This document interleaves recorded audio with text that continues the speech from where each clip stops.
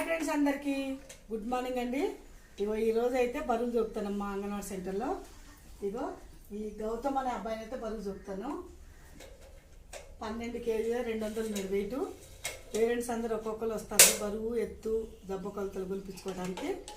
ఇగో ఇద్దరైతే వచ్చారు, బరువు చూపుతాను. అది తీసుకురా ఎత్తు వెళ్తాం. ఇది జరుగు తల్లి జరుగు.